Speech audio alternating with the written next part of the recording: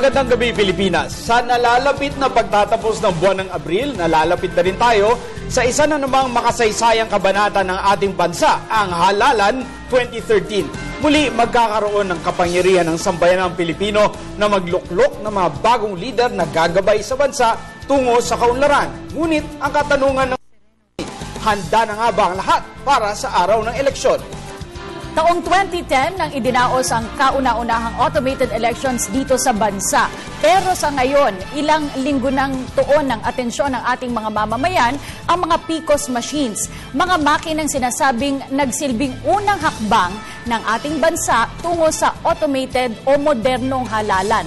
Pero all systems go na nga ba? Pero alam nyo, para sa mga kandidato, simula pa lang ito ng home stretch ng kanilang kampanya. At ilang tulog na lang, malalaman na rin natin kung nakuha nga ba nila ang matamis na oo ng ating mga mamamayan. Paano nga ba namimili ang mga mamamayan? Paano nga ba naapektuhan ang lahat ng tao sa resulta ng surveys na nakuha natin tuwing halalan? Ako po si Gio Tingson. Ako si Cathy San Gabriel. At ako naman po si Atty. Mark Castrodes, at sa loob ng 1.5 oras, amin kayong tutulungang alamin kung handa na nga ba ang buong bansa para sa May 13. Ito Election Preparations, a PTV Special Forum. Sa loob ng mga nakalipas na linggo, kabi-kabilang issue ang hinarap ng bansa tungkol sa darating na halalan. Isa na rito ang tensyon sa pagitan ng COMELEC at ng Korte Suprema kasabay ng tangkang pagbibitiw sa pwesto ni COMELEC Chairman Sixto Brillantes. Nito lamang Martes, ipinahayag ni Chairman Brillantes ang pagsuko sa tangkang makuha mula sa Smartmatic ang source code na gagamitin ng PCOS machines dahil sa kakulangan ng oras. Matatandaang ginanap ang kauna-unahang National Automated Elections noong 2010 kung saan naitalang mayroong higit sa 400 PCOS machines ang nag-malfunction. Hindi rin naialis ang problema ng mga nawawalang pangalan sa voters list, vote buying at ghost voters. Higit 3 linggo bago ang 2013 national elections, gaano na ba tayo kahanda? Kasado na nga ba ang lahat ng kinakailangan para sa matagumpay na eleksyon? Muli, sama-sama nating himayin at talakayin ang mainit na issue dito sa Election Preparations, a PTV Special Forum. Magandang gabi Luzon, Visayas at Mindanao. Interesante po ang ating talakayan ngayong gabi. Mga preparasyon para sa halalan, kahandaan ng COMELEC Mark, yung mga PCOS machines, itong mga surveys din na sinasabing nagbibigay ng trending o nakakaapekto sa pagboto ng ating mga mamamayan at lahat ng iba pang patungkol sa halalan ang pag-uusapan natin ngayong gabi. Tama, Cathy, at napaka-critical po kasi ang pag-uusapan muna natin itong preparasyon dahil ang marka nga daw po ng isang matatag na demokrasya ay yung abilidad ng isang bansang magsalin ng kapangyarihan from one batch to another. At syempre, sa demokratikong proseso, eleksyon ang ating pamamaraan. At Mark, mahalaga rin na alamin ng ating mga kababayan kung paano pumili ang leader. At maririnig din natin ang opinyon ng ating mga bisita ngayong gabi, ukol pa rin sa paghahanda nga para sa halalan. At gaya po ng ating ginagawa every Wednesday night, meron po kami inimbitahan para matulungan tayo kating maintindihan. Ito naman po, mula sa iba't ibang sektor na merong kinalaman sa darating na eleksyon. Okay, welcome natin ang ating mga panauhin. Una po, mula sa Department of Education, ASEC Tony Omali. Siya po ang mula sa Legal and Legislative Affairs ng DepEd. At makakasama din po natin, matagal na po silang nagmamanman at tumutulong sa ating bansa para mapabuti ang ating electoral process from the NAMFREL. Secretary General po siya, si Ginoong Eric Alvia. At syempre, hindi magiging successful ang halalan kung wala ang ating mga guro. Kasama po natin, dalawa sa kanila, si Ginoong Ariel San Jose. Isa po siyang high school teacher sa Benigno Aquino. Kasama din po natin si Ginoong Isidro Mantilla, high school teacher din po mula sa Benigno Aquino High School. At mula sa sektor ng kabataan, si Mr. Jules Giang, isa po siyang officer sa University Student Council ng UP Diliman. At mukhang itong si Jules at kanyang grupo, meron silang binuong movement para matulungan po tayo sa ating eleksyon. At meron tayong kararating lamang, Cathy, sa ating studio. Kasama rin natin mula sa PPCRV, ang chairman nila, si Ambassador Henrietta De Villa. Okay, ito ngang ating magaganap na eleksyon, Cathy, ay pangalawa ng eleksyon na gagamit nitong nabanggit mo during your opening statement na gagamit nitong automated PCOS counting machines. Oo. At gusto nating alamin mula sa ating mga botante, mula kay Jules, no, kung ano yung naging karanasan niya nung kauna-unahan niyang beses na 2010 elections, Jules. Well, firstly, no, syempre, very exciting yun. It's your first time, tas first time din na PCOS machine, automated yung gagamitin. Pero during that time, wala pa kang ID nun. Yun naman siguro yung pinaka-concern talaga ng mga first-time voters, wala pa silang ID. Pero siguro intindihin na lang din ng mga botante natin na million-million din naman yung mga botante na pinoprocess pa rin yung mga IDs, pero darating din naman talaga sa kanila yun. So yun, very exciting kasi lahat talaga nangangapa. Kasi syempre, first time mo mag-shade, di ba? Tapos nandun lahat yung listahan. So it was very fulfilling at the same time kasi very historic siya. It was the first time na automated and that, at the same time din, parang empowered ka talaga na nasa kamay mo mismo yung pagbabago na gusto mo sa lipunan. Tanungin din po natin ang ating mga guro mula sa Benigno Aquino High School. Sino po? Si Ginoong Arnel siguro. Sir, nag-serve po ba kayo noong nakaraang eleksyon na PCOS machine na po ang gamit? At ano po yung mga inyong karanasan doon? Medyo mas maganda ho yung naranasan namin kumpara dun sa mga naunang eleksyon dati. Bakit po? Kasi medyo nung dati medyo nagtatagal kami ng hanggang alas 7 ng umaga. Pero ngayon, 7 pa lang tapos na kami. Ayan. Oo. At isa rin sa mga talagang involved sa halalan, syempre itong mga citizens watchdog groups. Right. At tatanungin po natin si Ambassador De Villa, what have we learned po from the first automated elections that we had in 2010? Unang-una, kamukha nung sinabi ng guro sa kanda, yung BI, nag-serve siguro sila sa BI, no? Talagang mabilis. Mabilis. At saka, very little space. Nabawasan ba yung space for manipulation, no? For manual manipulation, kukunin mo yung balota, tatapon mo sa ilog yung ballot box at wala ka nang makikita, papapalitan na yung mga balota sa loob. Ito hindi talaga nangyari. O kung may nangyari man sa mga controlled areas, talagang, well, kamukha ng isang lugar sa Mindanao, hindi nila talaga sinurrender yung ballot box, no? Minimize the cheating space at very fast ang results. Ang nakakalungkot lang, halos nawala yung dagdag bawas, kaya lang tumaas palalo yung vote buying and another regrettable thing, kahit yung vote selling. Right. Gusto ko tanungin din si Asek Umali. Sir Tony, itong debate over the PCOS, whether this is a good machine, whether this is really dependable, ay siguro ang isang magandang judge nito ay mismo mga guro na nag-operate nito. Base po sa inyong mga naririnig, sa inyong mga teachers, ano po ang level of trust nila dun sa sistemang ito, sa mga makinang ito? Pwede ho nating sabihin na mataas dahil tulad po ng sinabi ng ating guru kanina, kung dati ay inaabot po tayo ng alas 7 ng umaga ng susunod na araw, alas 7 po ng gabi at even before 7. Napakabilis po ng pagbibilang dahil mayroon lamang po silang pipindutin dun sa lalabas na po kagad yung election return pagkatapos po magsara ang ating mga polling places. At kung ikukumpara po natin ito dati, Attorney Mark, ay iisa-isahin yung balota, napaka-tedious po talaga. Bubuksan ng ballot box, i-unfold ang mga balota, babasahin kada isa, at ang dami pong pangalan yan. Kaya po inaabot doon at yung pagtataras ho doon sa tinatawag nating election return, paglipat po ng boto sa statement of votes, napakahirap po talaga. Ngunit hindi nagtatapos doon, Attorney Mark, ang paghihirap ng ating mga guro. Pagkatapos po niyan, ay dadalhin po nila ang ballot box patungong Board of Canvassers. Ngayon, bukod sa pag-type lamang ng ilang PIN numbers, lalabas yung election return, yung pag-transmit nung resulta ng kada presinto, napakabilis din po. In a few minutes, darating na po sa Board of Canvassers. Kaya po, napakataas po ng kumpiyansa at malaki pong pasasalamat ang sinasabi ng ating mga guro dahil po nag-PCOS machine na po tayo. Ayan, napakaganda marinig. Tila doon sa mga sagot ng ating mga... Addition lang ha. Yes. Tungkol din sa mga guro, their safety din eh. Less prone sila sa intimidation at saka being hurt or being kidnapped or yung held hostage. Talagang malaking bagay din yon. All right. Tila nga maraming lumalabas na benepisyo from our first experience sa automated elections. Pero ngayon nga, Mark, ito yung ikalawa. More or less nakita natin yung mga problema noong una at masusolusyonan. Pero tanungin natin naman ang NAMFREL, paano nyo po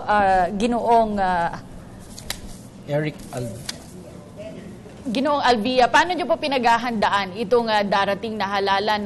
Kaunting panahon na lang po at talagang sasabak na po tayo sa eleksyon. Okay. Sa NAMFREL naman, may 6 kaming mga proyektong gagawin para bantayan at dagdagan ng husto yung integridad ng eleksyon. Kasi maraming, kahit sabihin natin mabilis yung resulta, hindi rin natin masasabi na 100% accurate.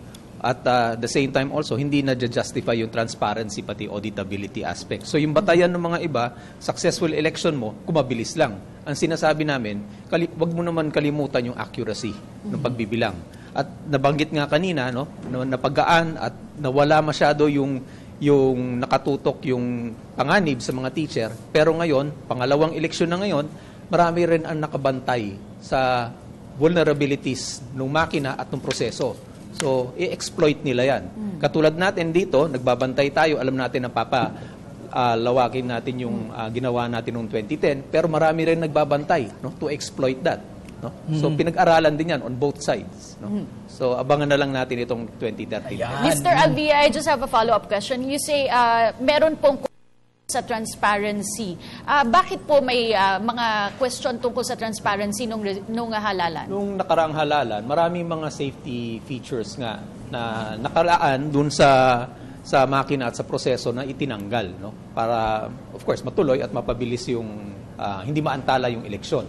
Sana man lang binalik yun. Hanggang ngayon yata, hindi pa inilalagay. Okay, yan, dedetalyehin natin, Cathy, yung technical challenges nitong eleksyon na ito. Pero para makaisang round tayo sa ating mga panauhin, gusto ko munang tanungin si Ginoong Mantilla. Sir, speaking about itong ang nabanggit ni Sir Eric na mga technical problems, yung actual na na-observe ninyo, ano ang naging problema kung meron man nitong mga makinang ito? Actually, before 2010 elections, 2 months before, prior to 2010 elections, we undergo a seminar on how to operate the PCOS machine.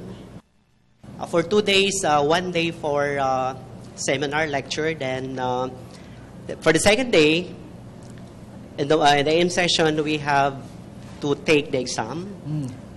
Either we're capable of serving the election. And at the same time, in the afternoon, we have the actual examination on the PCOS machine. But during the 2010 elections, in Makati, wherein I was assigned at Tucumembo, Makati, Benigno Ninoy Aquino High School, wala po kaming na-encounter na problema because during that election, as the voters came in, they're going to find their names and the voters list posted doon sa precinct. And then at the same time, meron kaming inassign doon na isang what you call this, representative ng isang party na lahat ng mga botante doon sa presinto namin ay doon ilalagay doon sa isang room wherein as they seated, okay, let's say number 1, number 2, number 3, they're going to go to the what you call this, in the precinct where they're going to find their name. And at the same time, if the one of the BIs found that their names was there, so they were given a certain what you call this, precinct number. Oo. and then at the same time yung So maayos naman, wala namang naging glitches. problema. Okay, we follow the procedures Oo. until we end up at 7 o'clock. That's great. That's great. Okay, sa tumungo naman tayo sa ating kasamang si Gio Tingson para ipakilala ang ating studio audience. Gio? Magandang hapon, Mark at Cathy. Alam mo, marami na yung usap-usapan dito, hindi lamang sa kung preparado na nga ba ang COMELEC, pero kung preparado na nga ba ang mga voters. Kasama natin ang mga estudyante mula sa Colegio de San Lorenzo at may mga text at questions tayo mula sa ating social media sa @PTVPH online material natin. Tawagin ko muna isa sa mga studio guests natin, si RJ Taganas, para sa kanyang tanong. Magandang gabi po sa inyong lahat. Ang katanungan ko po ay kay Ginoong Eric Alvia mula sa NAMFREL. Kamakailan po ay lumalabas sa ating pahayagan ang sinasabi nilang source codes. Gaano po ba ito kahalaga sa ating mga PCOS machines? At gaya po na sinasabi ninyo kanina, maapektuhan po bang accuracy ng ilalabas itong resulta? Okay. So, ito yung pinag-uusapan natin ngayon, yung absence of a review of the source code. Nasa batas po yan at requirement dapat dumaan sa isang certification at dapat basahin at i-review yung source code kung tama ba umali ang instruction. Ano ba ang source code? Ang source code ay isang human readable instruction na binibigay sa makina, no? Yung kaakibat niyan, yung binary code, yung 010101, machine instruction yan. Ito, script instruction na binibigay sa machine para umandar yung machine sa desired procedure. Ngayon, kung wala yung review, hindi mo malaman ngayon kung tama ba yung instruction na binibigay sa makina. This is part of the transparency na nakasaad sa batas, no? Maganda yung batas dahil pinapakita na dapat i-review natin. Pakita natin sa lahat, sa buong bayan, na tama yung instruction. Ngayon, since yung source code hindi nila mapakita, hindi natin alam ngayon kung tama ba yung instruction ng program na ikakarga sa makina sa darating na 2013. So we're just trusting the COMELEC and the people running the automated election system. Follow-up lang po. Yes, ano? go ahead. Go ahead. Ang sinasabi niyo po ba kailangan po natin ng source code? Kailangan ng source code. Pero ang source code kasi na sinasabi, nandiyan yan sa programa. Ang hindi yata nila magawa ay yung review ng source code. So hindi ibig sabihin hindi mo na-review ang source code, hindi na matutuloy yung halalan. Matutuloy yan. Pero siyempre may cloud of doubt sa programa dahil hindi napakita sa buong bayan at hindi dumaan sa certification. 6 na software, no, sa component ng automated election. Yung pinakahuli ito hindi na-review. Yung mga iba, yung EMS, yung pagkarga sa mga CF card, sa pagbe-burn, sa yung REIS, no, nakita yan. Pero itong huling na to, yung sa pagbibilang, hindi natin nakuha. So, unfortunately. Last follow-up po. No? So makaka-apekto po ba ito sa accuracy ng resulta ng halalan? Hindi natin masasabi. No? Hindi na natin masasabi kung accurate o hindi. Pwede makadagdag nga integridad. No? But again, no, it cannot take away from people na meron cloud of doubt, no? Because it was not shown to the public or it was not subjected to a review. Okay. Sige, bago tayo pumunta sa susunod natin magtatanong, isa ring follow-up doon, what preparations are the election watchdogs doing? Ambassador De Villa or mula po rin po sa NAMFREL, pwede pong sumagot. Bago ko sasagutin yung sa iyo, ha, dadagdagan ko lang kasi tama naman yung sinabi ni Eric Alvia ng NAMFREL. But there is also one other source of certifying. Kasi doon sa Republic Act 9369, which is the law on automation, sa section, if I'm not mistaken, 11, nakalagay din doon na kailangan magkaroon ng isang international entity na magse-certify doon sa software, doon sa programa na nakaloob sa software. Yung na-explain kanina ni Mr. Alvia about yung mga binary, yung mga too technical, no? At any rate, yung kung ano yung program na nandun sa software, nandoon sa kailangan i-certify ng international entity. Ang napili ng COMELEC noon upon the recommendation of the Advisory Council ay ang SIS-TEST. SIS-TEST na ang tawag ngayon SLI. Na sinertify nila na lahat naman in order, no? Lahat ng mga inaudit nilang maigi. Kaya nga lang, nandun din dun sa batas na yon, sa provision na yon ng Section 11, number 3 and 5, I think, provisions 3 and 5, na kailangan magkaroon ng source code review. This is more for transparency and credibility of the system.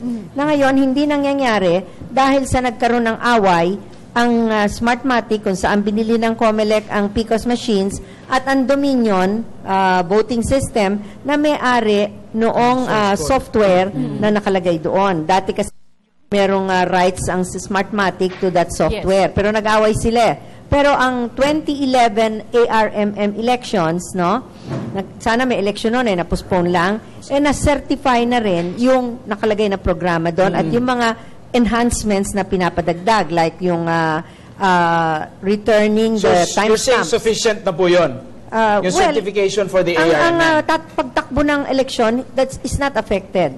Yun nga lang, kamukha ng sinasabi ni Mr. Albia, talaga yung credibility at saka yung transparency would have been better served kung merong source code review. At ako naman, minumungkahi ko, no, na kahit matapos na ang eleksyon, pwede naman ang COMELEC to continue that source code review. So, in preparations for 2016, meron din ng mga botante at ang publiko na makita na okay naman pala yung pagpatakbo ng eleksyon at saka yung makinang yon. Ambassador De Villa, I got to interview Director James Jimenez last week regarding the source code issue, and he said it will be available for review 2 weeks prior to the elections.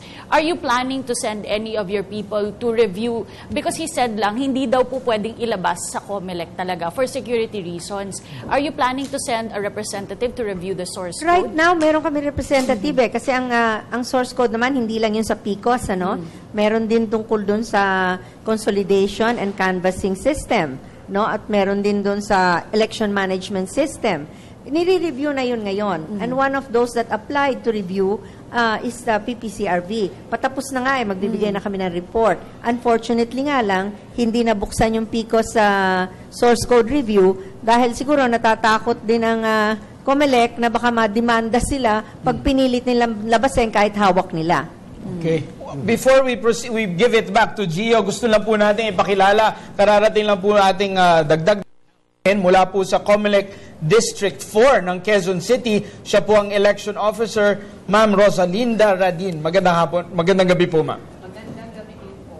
Maraming salamat. Okay, balik tayo sa mga tanong ng ating mga studio guests. Tawagin natin si Ramon Jose mula sa Colegio de San Lorenzo. Magandang gabi sa lahat. Ang tanong ko lang para dun sa mga guro, paano na tinutugunan ng pamahalaan yung concerns ng mga guro lalo't ngayon parating ng eleksyon? Kanina nabanggit nyo, meron kayong mga exam. So maliban sa exam, paano tinutugunan ng pamahalaan? Kasi sa previous na elections, issue dyan palagi yung allowances. And as I recall, may napanood akong documentary, inaabot minsan lang 8 buwan bago ibigay yung allowance. Kamusta na nung 2010 at kamusta kaya ngayong 2013? Well, during 2010 election, during our seminar, we had an allowance of 2,000. And then during the election, around, I think for 2 months, weeks, 2 weeks, okay, we received our yung bayad. And this 2012 preparation, okay, we had also undergo seminar last March 8 and 9 at Lourdes Suit, Makati. And it so happened that from 2000, sinabi na may cost cutting ata. Naging 1.6 na lang. So I don't know what happened. Baka nagtipid lang siguro. Ipasagot na natin sa DepEd yan kung ano daw po yung nangyari, sir. Bumaba daw po yung allowance, ASEC. I-confirm sana po ng ating COMELEC director. Under COMELEC resolution, teachers will get 3,000 allowance, 500 pesos one-time transportation allowance, 500 pesos for the sealing and testing of PCOS machine for a total of 4,000 pesos. They will get it through Land Bank ATM cards po nila dahil ang ating pong mga guro ay dyan po nila nakukuha ang kanilang sweldo. So mula po COMELEC yan. Doon naman po sa mga guro na wala pong Land Bank ATM, sila po ay bibigyan ng cash cards. At dadagdag ko lamang po, nung araw, maaring 2004 po siguro ito, si Madam COMELEC Director ang mag-validate po nito, sinubukan natin na maibigay yung buong halaga bago pa lamang ang eleksyon. Ang mahirap po rito, paminsan-minsan, hindi ko naman po sinasabing malawakan, may hindi po nakakapag-report as BEI. Kaya ngayon po, ang basihan ay actual service po yung balanse. Ba't wag ko kayo mag-alala dahil ang inyo pong kagawaran ay talaga pong tumututok rito at nandito po si Madam Comelec Director para sabihin na mabilis na maibibigay ang ating allowance. Ayan. Ayan, tanungin na po muna natin sa representante ng COMELEC. Yes, ma'am. Paano po ina-ensure ng COMELEC na mabilis na maibibigay yung mga allowances po ng ating mga BEIs? Ang COMELEC po, actually dito po sa Quezon City, last 2010 elections, they were given the allowance a day before. Noong ibinigay namin yung election paraphernalias, inallow ng city government ng Quezon City na magpaluwal muna sila. And after ng elections, it was the COMELEC that gave money, binigay sa mga election officers and gave it to the treasurers. Okay. So, magagap na po tayo sa ating pagbabalik. Patuloy po natin pag-usapan yung ating requirements, manpower requirements nitong eleksyon na ito at marami pa pong ibang usapin. Diyan lamang po kayo.